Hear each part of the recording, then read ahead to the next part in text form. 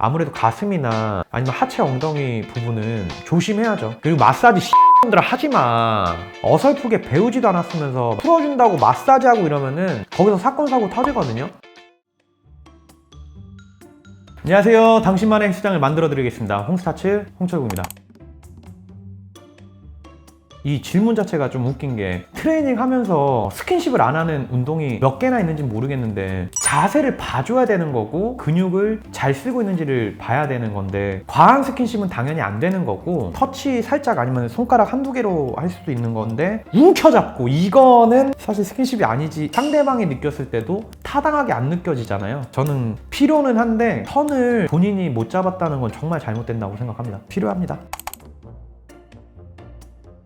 그러니까 불필요한 터치는 뭐냐면, 일단 우리가 좀 중요한 부분들이 있잖아요. 거기에 손을 잘 안 가는 게 좋죠. 민감한 부위들 있잖아요. 아니 솔직하게 내가 여기 만졌다고 문제가 일어나진 않잖아요. 중요 부위가 있잖아요. 가슴이나 엉덩이나 이런 부분. 그런 데는 너무 깊이 잡으면 어느 정도 난 고객 입장에서도 열받을 것 같아요. 근데 이게 불쾌하지 않은 부위라는 게 이게 진짜 케바케고 사람마다 다른데, 예를 들어 뭐 팔 근육을 쓸 때 여기를 만지거나 아니면 삼두를 만지거나 어깨를 만지거나 이런 부분은 다 상관이 없을 것 같아요. 그리고 등 같은 부위도 예민한 부분은 아니잖아요. 그런 부분은 좀 괜찮은 것 같은데, 아무래도 가슴이나 아니면 하체 엉덩이 부분은 조심해야죠. 그리고 마사지 들아 하지마. 어설프게 배우지도 않았으면서 풀어준다고 마사지하고 이러면은 거기서 사건 사고 터지거든요.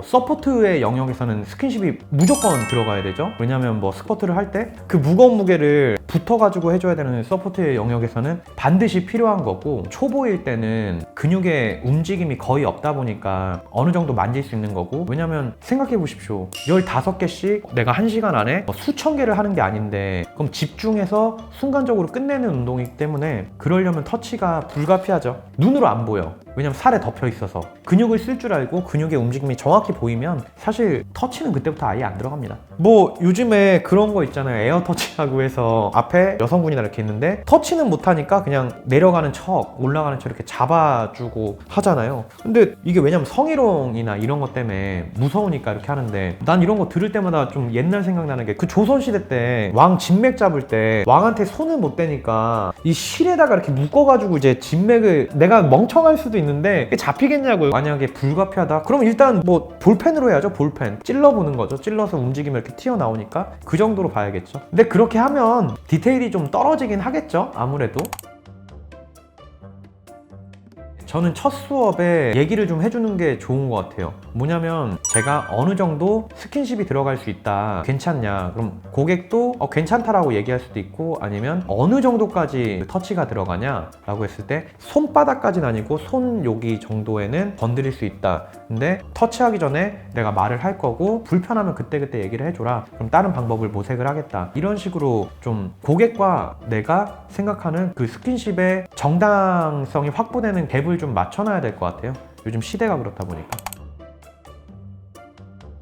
터치를 좋아하는 애들이 있습니다. 정확하게 있어요. 이거 있어요. 이 영상 보시는 트레이너분들은 제가 뭘 얘기하는지 아실 거예요. OT나 PT 이런 거를 무조건 젊은 여자는 내가 하겠다라고 그 OT에다 바로 사인하는 애새끼들이 있어요. 그럼 그런 애들은 어떻게든 친하게라도 지내려고 자기가 OT를 3번이라도 해놔야 나중에 PT를 안 해도 인사라도 하고 다닐 거 아니야. 관리라고 할까? 근데 그런 애들이 연기를 잘해요. 그리고 아무래도 트레이너가 뭐 스타 필라테스나 이런 것처럼 1000만 원의 자격증을 내야만 뽑히는 것도 아니고, 몸 좋고 배우면서 수업을 하는 친구들이 원체 많기 때문에 프로페셔널하지 못한 거고 양아치인데, 그런 애들이 터치를 진짜 많이 합니다. 근데 더 웃긴 건 뭐냐면, 걔네들이 잘생겼잖아? 문제가 안 돼. 근데 진짜 열심히 하는 애인데 막말로 좀 그러게 생겼어요. 근데 얘가 터치가 들어가면 바로 이제 컴플레인하고 환불 얘기 나오는 경우도 있어요. 그러니까 이게 되게 재밌어요. 근데 제가 말하는 거 뭔지 다 아실 거예요. 그죠?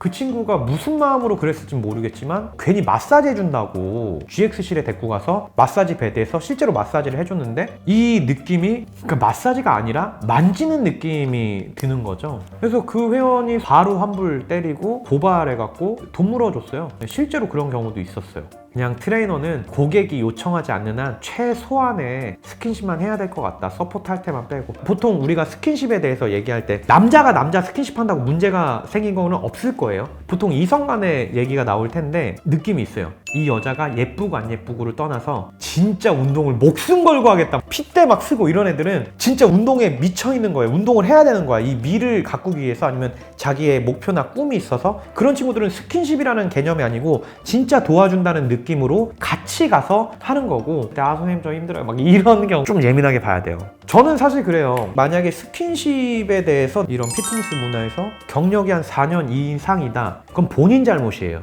만약에 이런 스킨십에 대해서 컴플레인이 1년 이하에서 걸렸다? 그게 좀 애매한 거예요. 왜냐면 내가 배울 때 그렇게 배웠을 수도 있고, 다른 고객들은 이 정도 들어갔을 때 가만히 있었을 수도 있는데, 나는 의도치 않았고 나는 좀 더 잘 봐주려고 했는데 이게 상대방에게 불쾌감을 주고 부담을 주는 일이었구나, 그래서 저 회원이 환불했구나, 이런 걸 깨달을 수 있는 시간이 부족하기 때문에 더 많이 알려줘야 되고, 연차가 되는 분들이 이런 문제가 벌어졌다면 반성해야죠. 오늘의 영상을 보시는 분들이 재미있을지 재미없을지 모르겠는데, 이게 사실 좀 애매한 게 많아요. 우리가 인포에 대해서도 얘기했을 때 인포가 예쁘고 인포가 잘생기면 일단 컴플레인이 줄어들고 거기에 대한 매출이 더 튀어나오듯이, 트레이너가 예쁘고 잘생겼으면은 그게 허용되는 게 좀 달라지거든요. 근데 이건 제가 하는 말이 아니라 인터넷에서도 많이 떠돌고 그런 경험들이 많이 있는 상태에서, 저는 정해진 룰이 없기 때문에 정확한 그걸 맞춘 다음에 해야 될 것 같다라고 생각합니다. 감사합니다.